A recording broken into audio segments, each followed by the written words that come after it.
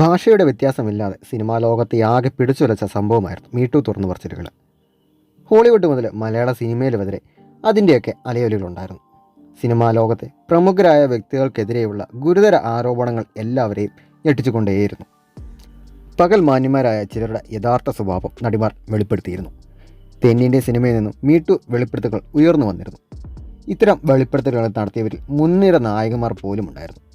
തമിഴ് ഗായിക ചിന്മയിലൂടെയും മലയാള സിനിമാ രംഗത്ത് നിന്നുമുള്ള വെളിപ്പെടുത്തലുകളും എല്ലാവരെയും അമ്പരപ്പിച്ചിരുന്നു. ഈ സമയത്ത് മീട്ടു തുറന്ന് പറച്ചിലുകൾക്ക് പിന്തുണയുമായി എത്തിയവരിൽ ഒരാളായിരുന്നു നടി യാഷിക. മൂവ്മെൻറ്റിന് പിന്തുണ അറിയിക്കുന്നതിനൊപ്പം തനിക്കുണ്ടായ മോശം അനുഭവം യാഷിക തുറന്നു പറഞ്ഞിരുന്നു. തമിഴിലെ മുൻനിര സംവിധായകനെതിരെയാണ് ഗുരുതര ആരോപണങ്ങളുമായി യാഷിക രംഗത്തെത്തിയത്. എന്നാൽ സംവിധായകൻ്റെ പേര് വെളിപ്പെടുത്താൻ യാഷിക തയ്യാറായിരുന്നില്ല.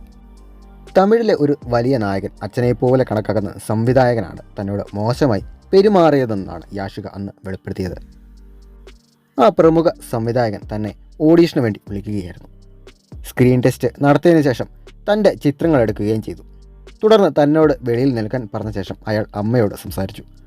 അവസരം തരാം, പക്ഷേ താൻ കിടക്ക പങ്കിടേണ്ടി വരുമെന്നായിരുന്നു സംവിധായകൻ അമ്മയോട് പറഞ്ഞതെന്നാണ് യാഷിക പറഞ്ഞത്.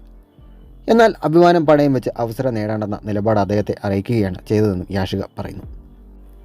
ആ സംഭവത്തോടെ നേരിടേണ്ടി വന്ന മനോവിഷമത്തിൽ നിന്നും മോചിതനായതിനാലും പിന്നീട് അയാളുടെ ശല്യം ഉണ്ടാവാത്തതും കൊണ്ടാണ് താൻ പേര് വെളിപ്പെടുത്താത്തതുമെന്നും യാഷിക പറഞ്ഞിരുന്നു.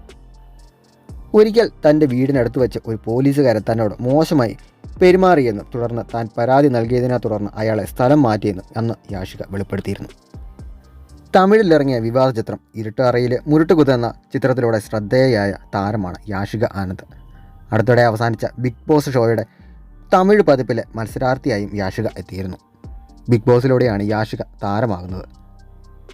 നോട്ടയും യാഷികയുടെ ശ്രദ്ധേയമായ സിനിമയാണ്. വിജയ് ദേവർകൊണ്ട നായകനായ ചിത്രം തമിഴിലും തെലുങ്കിലുമായി ഒരേ സമയമായിരുന്നു പ്രദർശനത്തിന് എത്തിയിരുന്നത്. ചില നൊടികളാണ് യാഷികയുടെ ഒടുവിൽ പുറത്തിറങ്ങിയ സിനിമ.